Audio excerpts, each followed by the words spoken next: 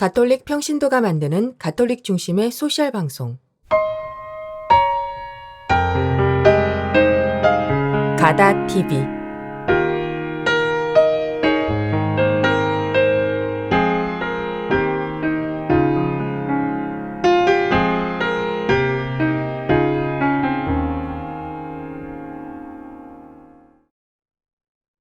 성경 읽기를 시작합니다. 마르코 복음서. 오늘은 마르코 복음 12장부터 14장까지 낭독하겠습니다. 마르코 복음 12장. 예수님께서 그들에게 비유를 들어 말씀하기 시작하셨다. 어떤 사람이 포도밭을 일구어 울타리를 둘러치고 포도 확을 파고 탑을 세웠다. 그리고 소작인들에게 내주고 멀리 떠났다. 포도철이 되자 그는 소작인들에게 종 하나를 보내어 소작인들에게서 포도밭 소출의 얼마를 받아오라고 하였다. 그런데 소작인들은 그를 붙잡아 매질하고서는 빈손으로 돌려보냈다.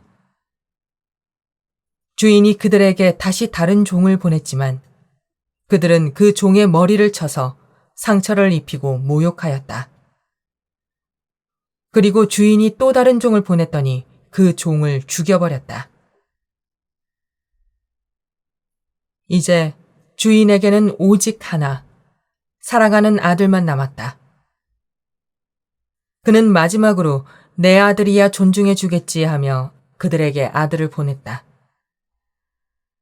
그러나 소작인들은 저자가 상속자다. 자, 저자를 죽여버리자. 그러면 이 상속재산이 우리 차지가 될 것이다 하고 저희끼리 말하면서 그를 붙잡아 죽이고는 포도밭 밖으로 던져버렸다.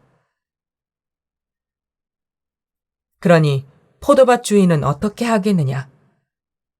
그는 돌아와 그 소작인들을 없애버리고 포도밭을 다른 이들에게 줄 것이다. 너희는 이 성경 말씀을 읽어본 적이 없느냐? 집 짓는 이들이 내버린 돌, 그 돌이 모퉁이의 머릿돌이 되었네. 이는 주님께서 이루신 일, 우리 눈에 놀랍기만 하네. 그들은 예수님께서 자기들을 두고 이 비유를 말씀하신 것을 알아차리고 그분을 붙잡으려고 하였으나 군중이 두려워 그분을 그대로 두고 떠나갔다. 황제에게 세금을 내는 문제. 그 뒤에 그들은 예수님께 말로 올무를 씌우려고 바리사이들과 헤로데 당원 몇 사람을 보냈다. 그들이 와서 예수님께 말하였다. 스승님, 저희는 스승님께서 진실하시고 아무도 꺼리지 않으시는 분이라는 것을 압니다. 과연 스승님은 사람을 그 신분에 따라 판단하지 않으시고 하느님의 길을 참되게 가르치십니다. 그런데 황제에게 세금을 내는 것이 합당합니까? 합당하지 않습니까? 바쳐야 합니까? 바치지 말아야 합니까? 예수님께서는 그들의 위선을 아시고 그들에게 말씀하셨다. 너희는 어찌하여 나를 시험하느냐? 데나리온 한 잎을 가져다 보여다오. 그들이 그것을 가져오자 예수님께서 이 초상과 글자가 누구의 것이냐 하고 물으셨다. 그들이 황제의 것입니다 하고 대답하였다. 이에 예수님께서 그들에게 이르셨다.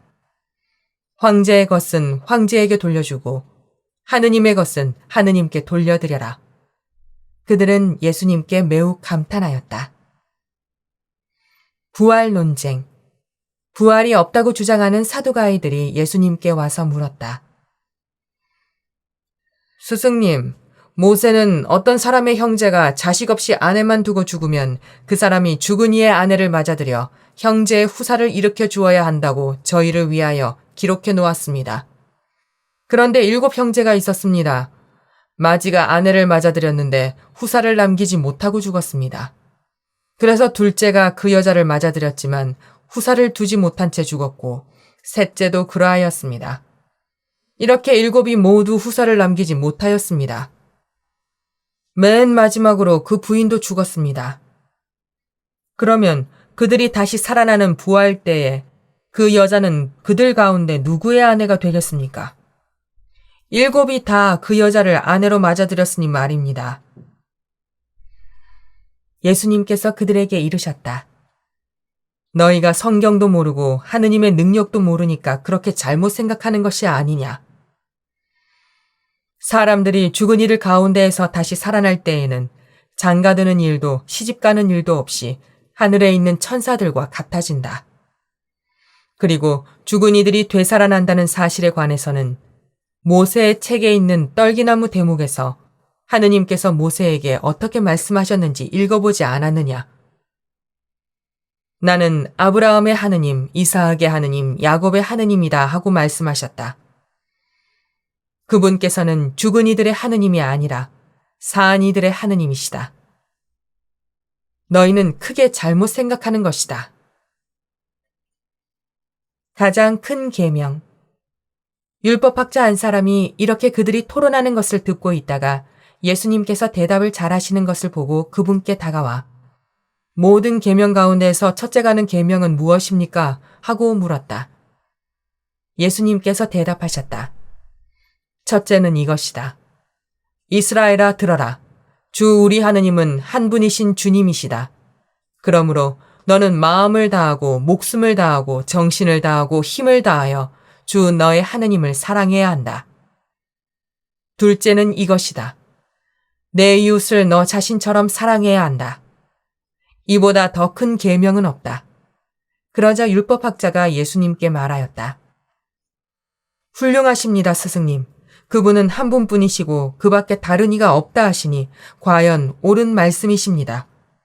또 마음을 다하고 생각을 다하고 힘을 다하여 그분을 사랑하는 것과 이웃을 자기 자신처럼 사랑하는 것이 모든 번제물과 희생제물보다 낫습니다. 예수님께서는 그가 슬기롭게 대답하는 것을 보시고 그에게 너는 하느님의 나라에서 멀리 있지 않다 하고 이르셨다. 그 뒤에는 어느 누구도 감히 그분께 묻지 못하였다. 다윗의 자손이시며 주님이신 예수 그리스도. 예수님께서는 성전에서 가르치시며 말씀하셨다. 어찌하여 율법학자들은 메시아가 다윗의 자손이라고 말하느냐? 다윗 자신이 성령의 도움으로 말하였다. 주님께서 내 주님께 말씀하셨다. 내 오른쪽에 앉아라. 내가 너의 원수들을 내 발 아래 잡아놓을 때까지. 이렇듯 다윗 스스로 메시아를 주님이라고 말하는데 어떻게 메시아가 다윗의 자손이 되느냐?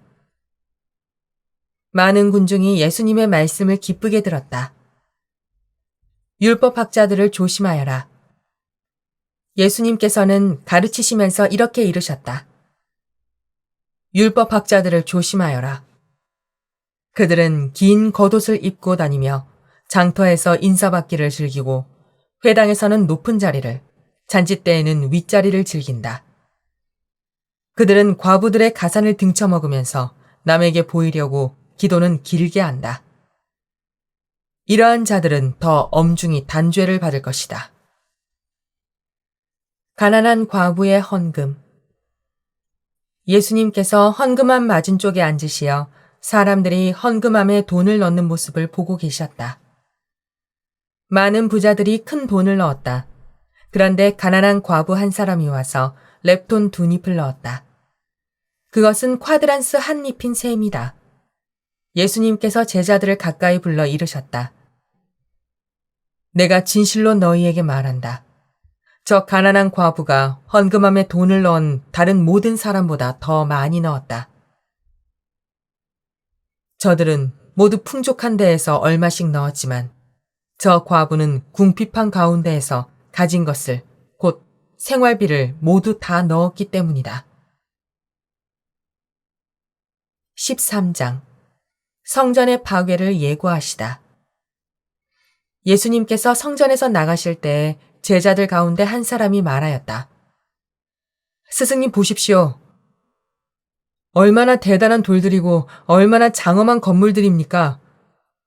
그러자 예수님께서 그에게 이르셨다. 너는 이 웅장한 건물들을 보고 있느냐? 여기 돌 하나도 다른 돌 위에 남아있지 않고 다 허물어지고 말 것이다. 재난의 시작. 예수님께서 성전 맞은쪽 올리브산에 앉아 계실 때 베드로와 야고보와 요한과 안드레아가 따로 예수님께 물었다. 저희에게 일러주십시오. 그런 일이 언제 일어나겠습니까? 또 그 모든 일이 이루어지려고 할 때 어떤 표징이 나타나겠습니까? 예수님께서 그들에게 말씀하기 시작하셨다. 너희는 누구에게도 속는 일이 없도록 조심하여라. 많은 사람이 내 이름으로 와서 내가 그리스도다 하면서 많은 이를 속일 것이다. 그리고 너희는 여기저기서 전쟁이 났다는 소식과 전쟁이 일어난다는 소문을 듣더라도 불안해하지 마라. 그러한 일이 반드시 벌어지겠지만 그것이 아직 끝은 아니다. 민족과 민족이 맞서 일어나고 나라와 나라가 맞서 일어나며 곳곳에 지진이 발생하고 기근이 들 것이다. 그러나 그것은 진통의 시작일 따름이다. 너희는 스스로 조심하여라. 사람들이 너희를 의회에 넘기고 회당에서는 너희가 매를 맞을 것이다. 또 너희는 나 때문에 총독들과 임금들 앞에 서서 증언할 것이다. 먼저 복음이 모든 민족들에게 선포되어야 한다. 사람들이 너희를 끌어다가 법정에 넘길 때 무슨 말을 할까 미리 걱정하지 마라. 그저 그때 너희에게 일러주시는 대로 말하여라. 사실 말하는 이는 너희가 아니라 성령이시다. 형제가 형제를 넘겨 죽게 하고 아버지가 자식을 그렇게 하며 자식들이 부모를 거슬러 일어나 죽게 할 것이다. 그리고 너희는 내 이름 때문에 모든 사람에게 미움을 받을 것이다. 그러나 끝까지 견디어내는 이는 구원을 받을 것이다. 가장 큰 재난. 있어서는 안 될 곳에 황폐를 부르는 혐오스러운 것이 서 있는 것을 보거든. 읽는 이는 알아들으라. 그때 유다에 있는 이들은 산으로 달아나라. 옥상에 있는 이는 내려가지도 말고 무엇을 꺼내러 집 안으로 들어가지도 마라. 들에 있는 이는 겉옷을 가지러 뒤로 돌아서지 마라. 불행하여라. 그 무렵에 임신한 여자들과 젖먹이가 딸린 여자들. 그 일이 겨울에 일어나지 않도록 기도하여라. 그 무렵에 환난이 닥칠 터인데 그러한 환난은 하느님께서 이룩하신 창조 이래 지금까지 없었고 앞으로도 없을 것이다. 주님께서 그 날수를 줄여주지 않으셨으면 어떠한 사람도 살아남지 못할 것이다. 그러나 주님께서는 몸소 선택하신 이들을 위하여 그 날수를 줄여주셨다. 보아라, 그리스도께서 여기 계시다. 또는 보아라, 저기 계시다 하더라도 믿지 마라. 거짓 그리스도들과 거짓 예언자들이 나타나 할 수만 있으면 선택된 이들까지 속이려고 표징과 이적들을 일으킬 것이다. 그러니 너희는 조심하여라. 내가 이 모든 일을 너희에게 미리 말해둔다. 사람의 아들이 오시는 날. 그 무렵 환난에 뒤이어 해는 어두워지고 달은 빛을 내지 않으며 별들은 하늘에서 떨어지고 하늘의 세력들은 흔들릴 것이다.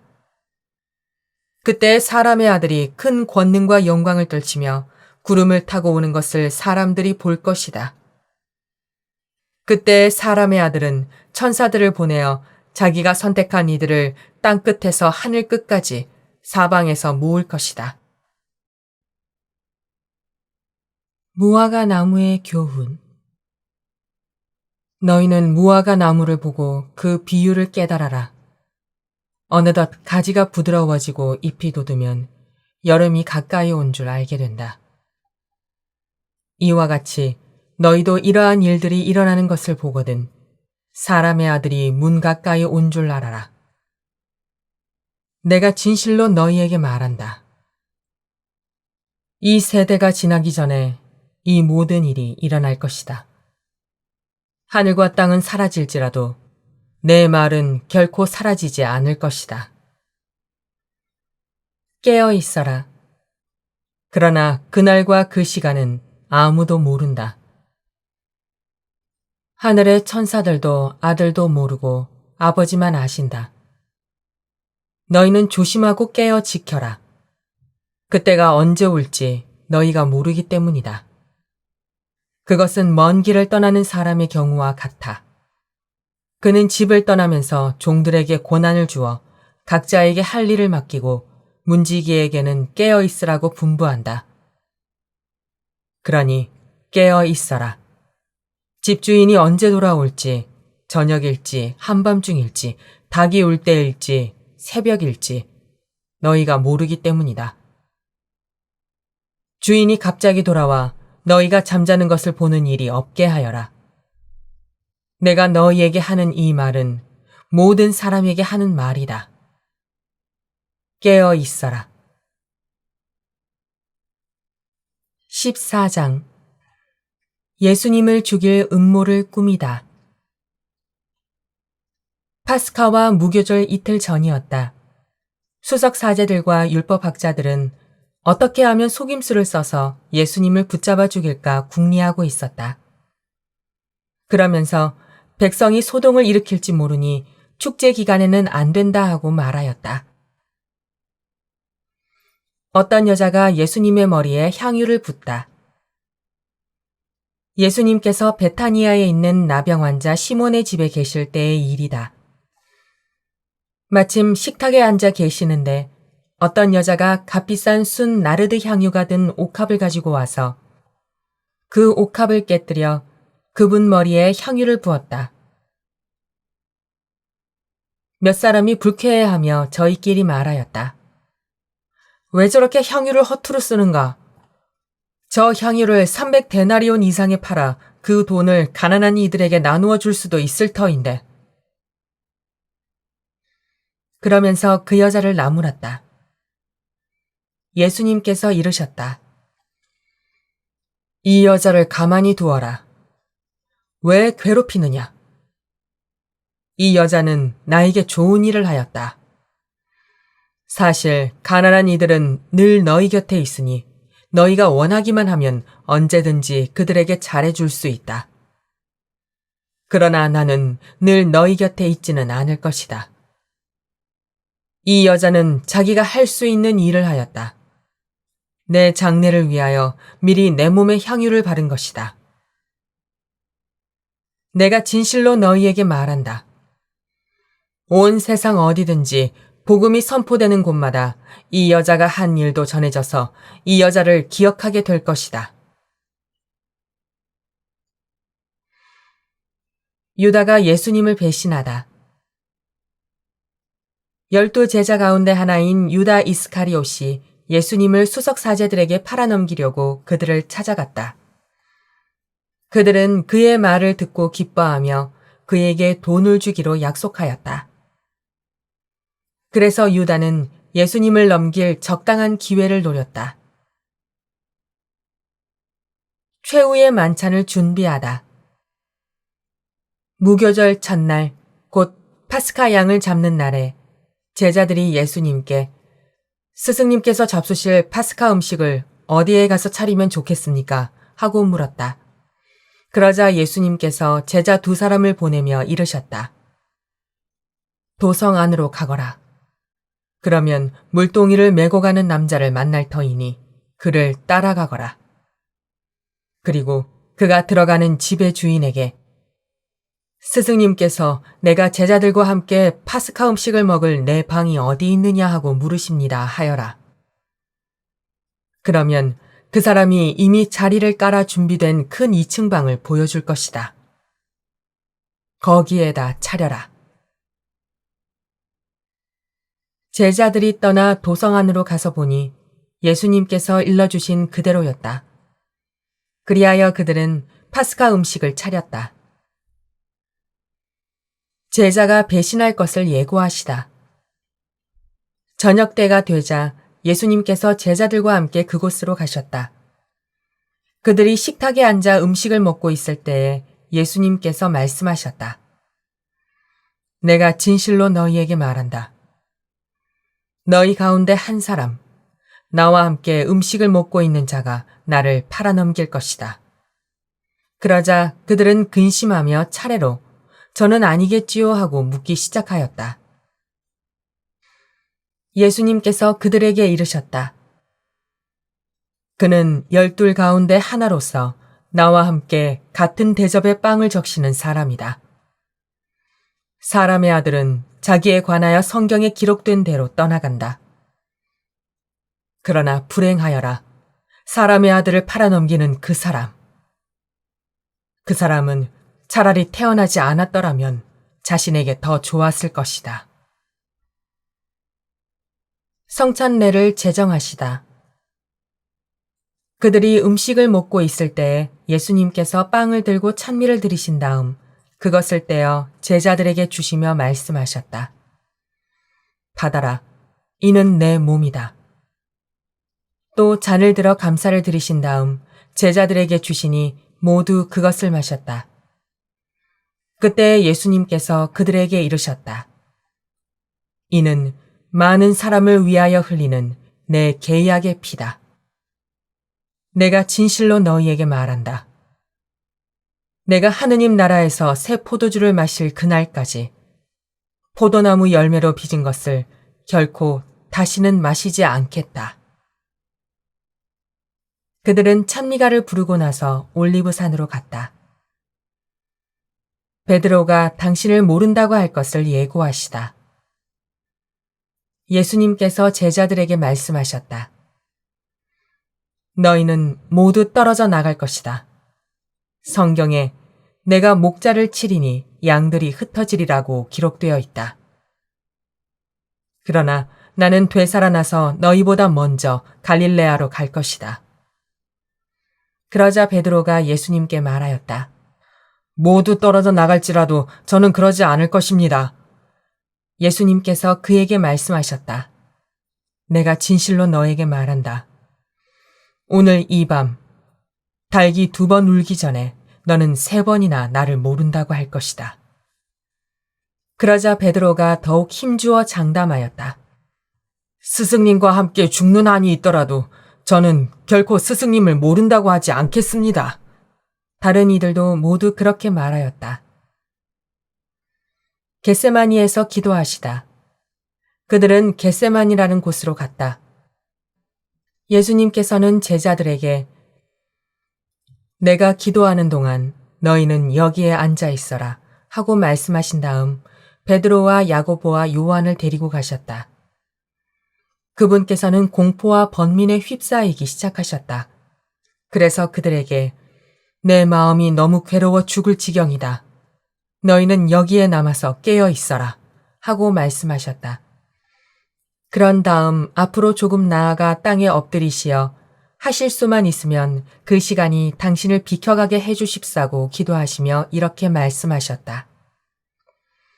아빠, 아버지, 아버지께서는 무엇이든 하실 수 있으시니 이 잔을 저에게서 거두어 주십시오. 그러나 제가 원하는 것을 하지 마시고 아버지께서 원하시는 것을 하십시오. 그러고 나서 돌아와 보시니 제자들은 자고 있었다. 그래서 베드로에게 시몬아, 자고 있느냐? 1시간도 깨어 있을 수 없더란 말이냐? 너희는 유혹에 빠지지 않도록 깨어 기도하여라. 마음은 간절하나 몸이 따르지 못한다 하시고 다시 가셔서 같은 말씀으로 기도하셨다. 그리고 다시 와보시니 그들은 여전히 눈이 무겁게 내리감겨 자고 있었다. 그래서 제자들은 그분께 무슨 말씀을 드려야 할지 몰랐다. 예수님께서는 3번째 오셔서 그들에게 말씀하셨다. 아직도 자고 있느냐? 아직도 쉬고 있느냐? 이제 되었다. 시간이 되어 사람의 아들은 죄인들의 손에 넘어간다. 일어나 가자. 보라, 나를 팔아넘길 자가 가까이 왔다. 잡히시다.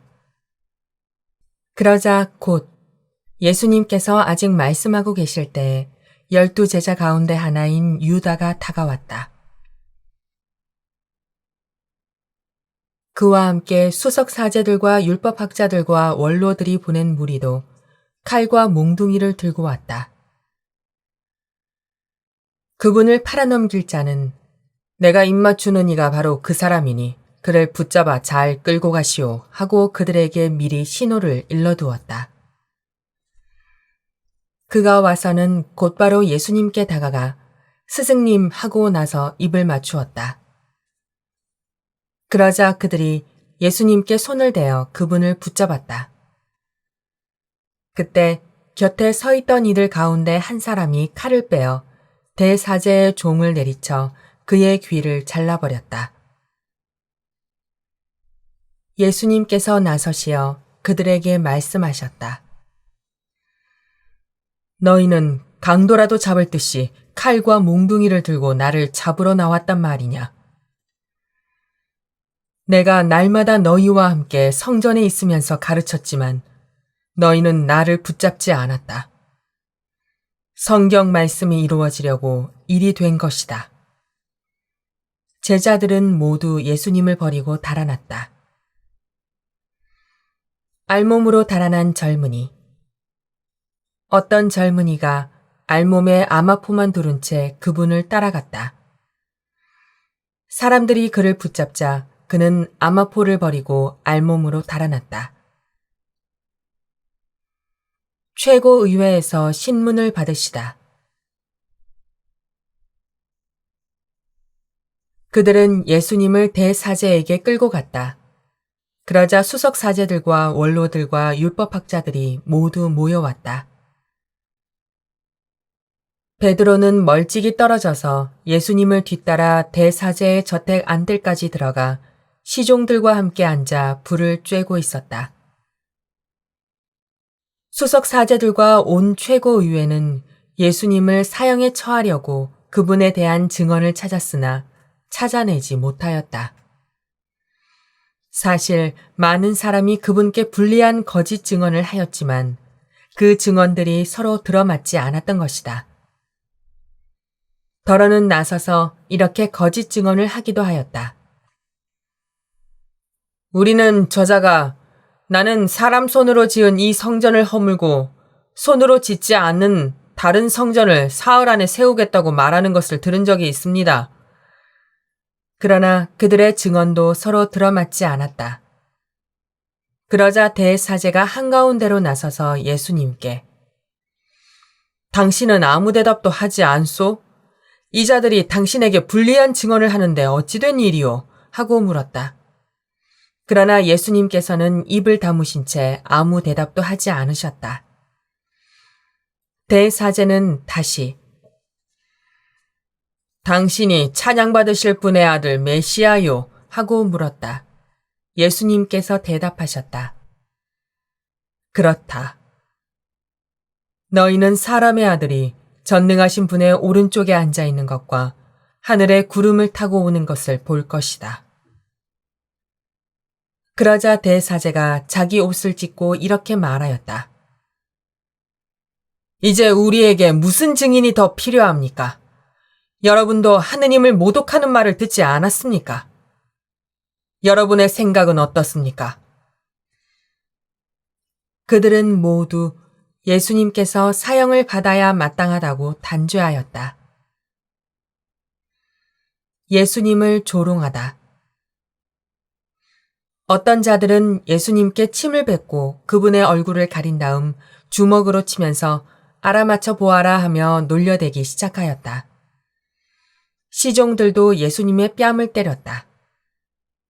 베드로가 예수님을 모른다고 하다. 베드로가 안뜰 아래쪽에 있는데 대사제의 하녀 하나가 와서 불을 쬐고 있는 베드로를 보고 그를 찬찬히 살피면서 말하였다. 당신도 저 나자렛 사람 예수와 함께 있던 사람이죠? 그러자 베드로는 나는 당신이 무슨 말을 하는지 알지도 이해하지도 못하겠소 하고 부인하였다. 그가 바깥들로 나가자 달기 울었다. 그 하녀가 베드로를 보면서 곁에 서 있는 이들에게 다시 이 사람은 그들과 한패예요 하고 말하기 시작하였다. 그러나 베드로는 또 부인하였다. 그런데 조금 뒤에 곁에 서 있던 이들이 다시 베드로에게 당신은 갈릴레아 사람이니 그들과 한패임에 틀림없소 하고 말하였다. 베드로는 거짓이면 천벌을 받겠다고 맹세하기 시작하며 나는 당신들이 말하는 그 사람을 알지 못하오 하였다. 그러자 곧 닭이 두 번째 울었다. 베드로는 예수님께서 닭이 두 번 울기 전에 너는 세 번이나 나를 모른다고 할 것이다 하신 말씀이 생각나서 울기 시작하였다. 주님의 말씀입니다. 그리스도님 찬미합니다. 마르코복음 12장에서 14장까지 낭독하였습니다.